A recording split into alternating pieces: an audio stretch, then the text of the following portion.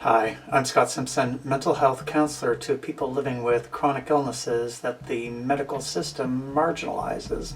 And there's no doubt about it, living with a chronic illness makes life harder, especially if that chronic illness is medically marginalized, like with long COVID, MEcfs, vaccine injury, fibromyalgia, chronic Lyme, multiple chemical sensitivity, and on and on. Now in this video we're going to cover the 4 ways to live better with long COVID, also applicable to all those other illnesses. Now these 4 ways cover 4 aspects of our lives: the physical, emotional, cognitive, and social. I'm also going to include key questions to help you figure out how these strategies are going to work best for you. And a couple of notes before we get started. Although this video is titled Living Better with Long COVID, it is also applicable to MEcfs and vaccine injury and other medically marginalized illnesses. Okay, so let's jump into the 4 ways to live better every day with a chronic illness. And let's start with the physical, and that is to rest hard so that you can do more. Long COVID and vaccine injury often have the unique symptom of post-exertional malaise, or PEM, or PEM. It is the hallmark symptom of ME, and PEM is that delayed and dysfunctional response to exertion. The delay is usually 24, some folks it's 48 hours. And the dysfunctional response can be triggered by physical exertion, emotional exertion, cognitive exertion. And for some folks, it can be triggered by sensory stimulation. And this post-exertional malaise can lead to a worsening of symptoms that can last days, weeks, or permanently. And nobody wants any of that. So you probably spent most of your life that when things got harder, you just push harder at work, at the gym, at family and social commitments. Pushing harder was your automatic default. It had worked for you for your whole life. Often the mantra was work hard, play hard. Now you'll have to use that same discipline that helped you succeed at work and play to help you be more disciplined to rest hard. Just like you used to make time for work and play and family and social commitments, now you have to make time to rest hard. So the key questions are, what does resting hard look like for you? What does your body need? Does it need to be horizontal, in a dark room, complete silence? For some people, putting on their favorite TV show that they've watched a zillion times is their way of resting hard. That familiarity and comfort of that TV program allows their body and mind to rest. So nobody knows your body better than you. So nobody knows better than you what your body needs to rest hard so you can do more.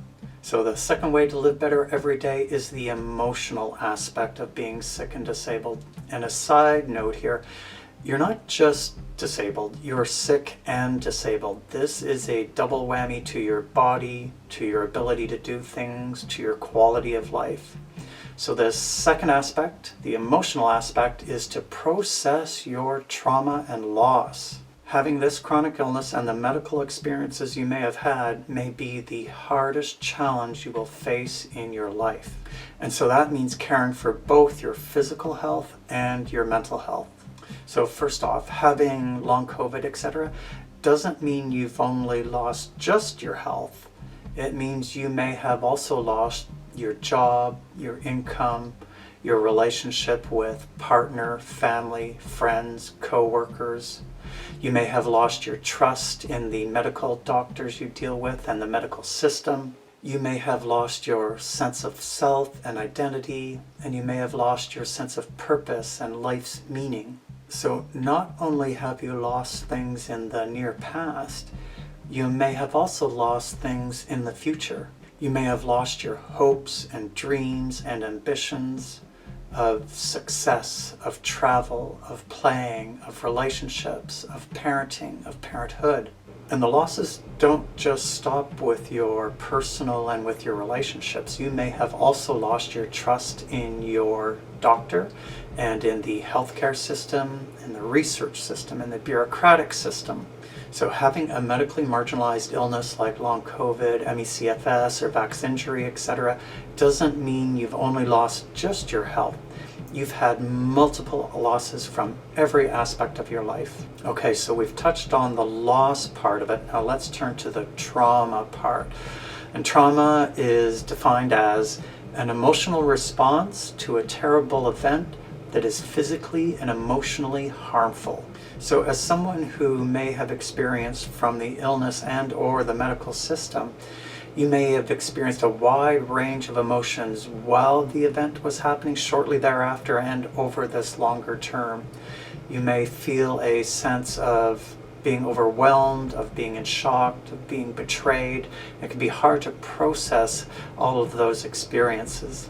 And like with the multiple losses, you may be experiencing multiple layers of trauma. First off, the effects of trauma you may be experiencing cannot accurately be described as post-traumatic stress, because the terrible event is not only in the past. Our bodies continue to be dysfunctional in an unpredictable way, and for some folks, their bodies continue to deteriorate, and that can add another layer of trauma with each successive worsening of symptoms. Unlike post-traumatic stress, what we're experiencing is not one and done. It is not something that has only happened in the past. With each medical appointment and sometimes social interactions, we may again experience denial, dismissal, and gaslighting, and these can all add more layers and compound the trauma we may be experiencing. Also, the trauma you may be experiencing is multidimensional. There is the physical dimension of trauma when you are suddenly inside a body that is sick and disabled and dysfunctional and somewhat unpredictable. And there is the emotional dimension of trauma where you may be experiencing anxiety, depression, fear, anger, sadness, and all of these things can affect your mental health. And then there's also the social dimension of trauma, which can result in and manifest in isolation, marginalization, with broken or strained relationships with family, friends, and your medical doctor. So what you're experiencing is not so much post-traumatic stress.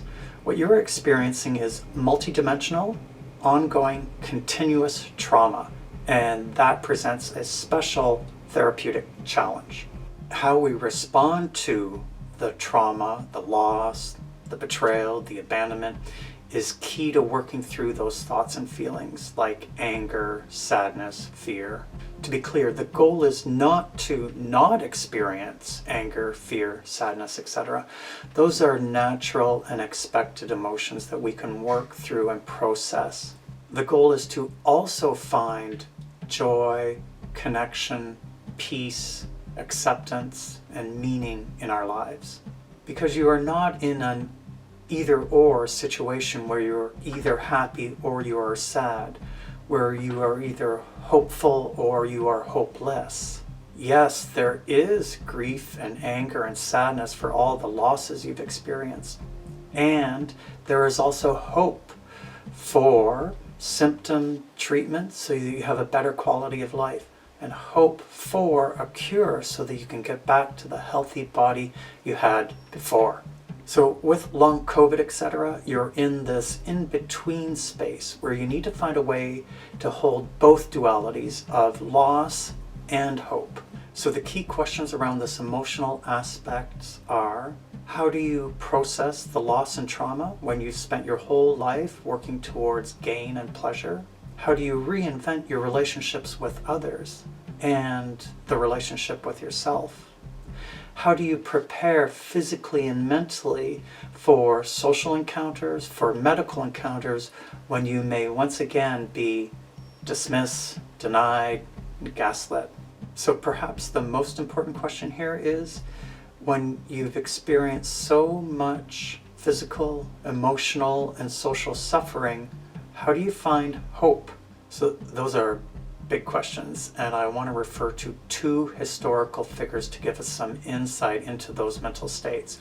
First off is psychiatrist Viktor Frankl. He survived the Nazi death camps, and this is what he had to say about suffering.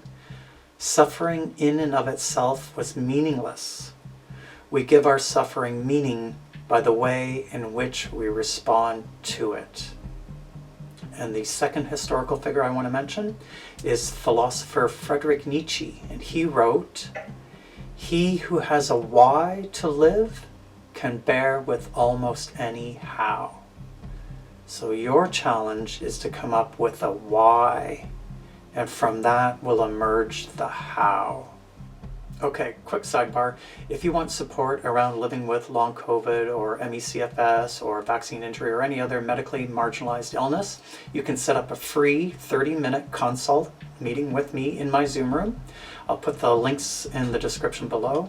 In the meeting, I will ask you questions to find out what your needs and goals are. I will share with you more about my counseling approach, which is basically I'm disease-informed, trauma-informed, with a focus on the emotions, relationships, and meanings of living with a medically marginalized chronic illness. Okay, so let's turn to the third way to live better every day. Okay, so we covered the physical and emotional aspects of living better every day. Let's take a look at the third way, which is the social aspect. And this is about building a circle of care. Building a circle of care involves different types of support. Here are some of the supports you may need in your life. First, there is the practical support, cleaning the house, prepping the food, accompanying you to doctor's appointments, and for some folks that's going to be around support around bathing and showering.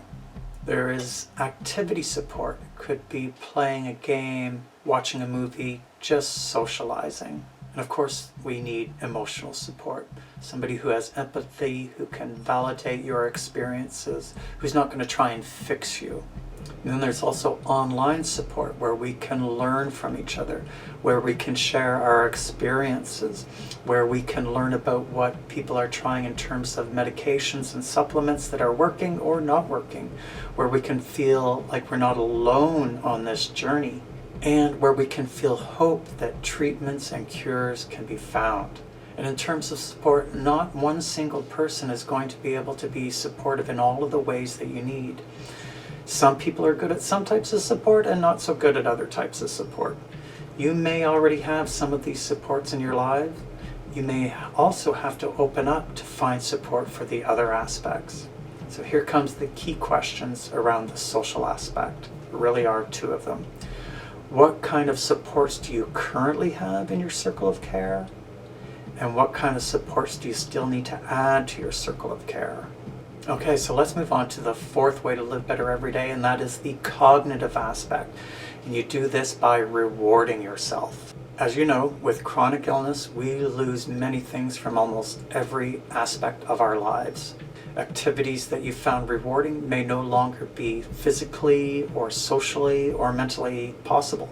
With so many things that have been denied because of illness, with so much mental and emotional suffering, it becomes especially important to start rewarding yourself in new ways. From a mental health perspective, there's probably no other more important time in your life when you deserve to reward yourself.